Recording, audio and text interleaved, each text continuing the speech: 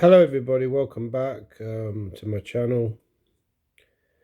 And my name is Daniel Normalitski. I'm a Grandmaster from currently living in Northumberland, North East England.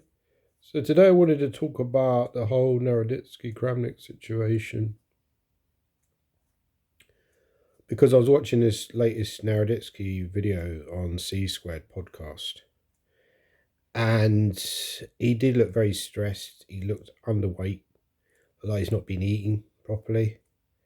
Didn't look healthy. He looked very depressed and possibly on the verge of a mental breakdown. I mean, it could be a situation where, a player ends up topping himself because they're kind of accused constantly over and over again of barrage. In a way, I'm in support of Kramnik. I've mentioned this before because I feel that, there's this kind of Wild West element to this online chess and people aren't really regulating it properly. So, in my opinion, chess.com are not doing enough to support people like Naroditsky, and I disagree with Kramnik. I think they're not doing enough because someone like Naroditsky is now in the crosshairs. There's no way for him to escape. In my opinion, this has been brought about by chess.com. Now, chess.com, obviously, if people aren't aware, they're probably the largest company in chess. They make tens of millions of dollars a year. They're a very rich company. Not sure who they're owned by now. I think they might have sold out to another investor. But they're a very rich company, right? They bought a lot of other companies.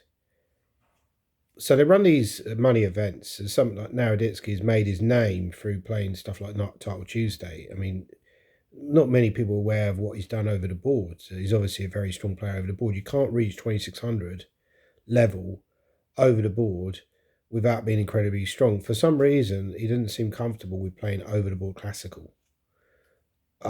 He has played quite a lot of over the board rapid play and blitz. I wonder why he retired from over the board classical. I mean, Kramnik retired from over the board classical, but Kramnik has, won the world championship and stuff like that. But he plays a lot online. He enjoys streaming. He enjoys interacting with people, and obviously, he won't have been enjoying what's been going on lately. And understandably so, he comes across as being a sort of like an intelligent guy, very sort of funny guy, but seems very stressed. So, in my opinion, where chess.com are going wrong, they're making tens of millions a year. They're reinvesting it into stuff like Title Tuesday, which is fair enough. Obviously, they're doing a lot of good in that respect. But if we think about Title Tuesday, there's no rating prizes. Part of the reason they don't do rating prizes is because that would encourage more cheating, right? So really, the prizes are there for the top players. Now, it's a lot of money at stakes. People say, well, it's only $1,000, but it's 50 weeks a year, 52 weeks a year, plus there's 2 tournaments a week. And there's other tournaments as well that offer prizes as well, prize money. So there's quite a lot of prize money up for grabs, as Kramnik alluded to. Some of these players make serious money every year from playing online. So there's quite a lot of money involved. Plus they're doing the streaming as well. If you've got a high rating, let's imagine a scenario where Naroditsky is cheating. Now, he's achieved a very high rating. That in itself has helped him to build a big following. It's not the only reason he's been popular, but it's possibly a large reason why he's been popular. Now, given that Title Tuesday are putting a lot of money into Title Tuesday, that chess.com are putting a lot of money into Title Tuesday and so on. By the way, I don't do it. I don't write a script for this. It's all off the top of my head. So if I make any silly mistakes or whatever, just bear that in mind. But yeah, so essentially they put all this money into stuff like Title Tuesday. They're making tens of millions a year. We know that partly through these tournaments like Title Tuesday are making the site look like a dynamic, interesting site. So they're dragging people into the site. Now, given all that, why don't they? In my opinion, I think there's an easy fix to stop a lot of these accusations. Why don't they get a sort of like anti-cheating team together? In my opinion, Skype calls are not enough. So they do Zoom calls. So what they do, if they flag you up, they put you on a Zoom call. That is not enough, in my opinion. That is just like half-hearted. What they need to do, in my opinion, is what you find in athletics and stuff like that. And it doesn't always work because often people get away with it anyway. But it's an improvement. What you could do is you could send a team around. Say every 6 months or so, you don't tell the player when they're going to turn up. You basically just you turn up, and then you go into their house. You observe them playing Title Tuesday and so on. You look at their kind of what they're working with to get a feel for that, all that kind of thing.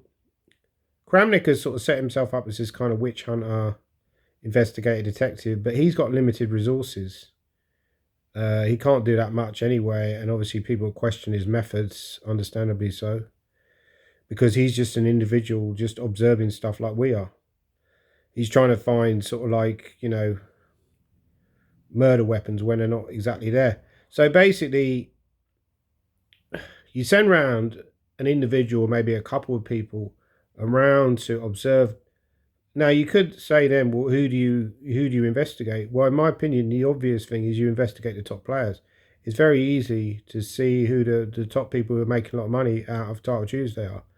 You've got Nakamura, you've got Magnus Carlsen, you've got Naroditsky, you've got Bjorknik, Jeffrey Zeong plays a lot of Title Tuesdays, Jospam, people like that. You just basically, you've got a list of maybe 10 people, maybe a dozen people.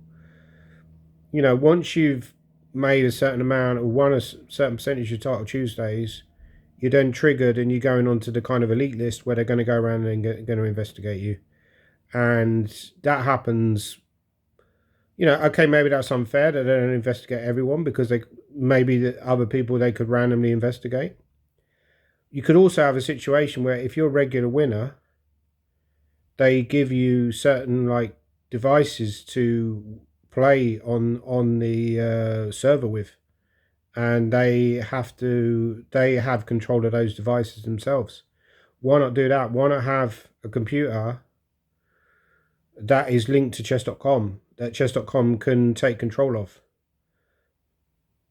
It seems to me that in general, these are just suggestions, I'll be honest. I mean, I really don't know what the answer is, but I just feel like they're not doing enough.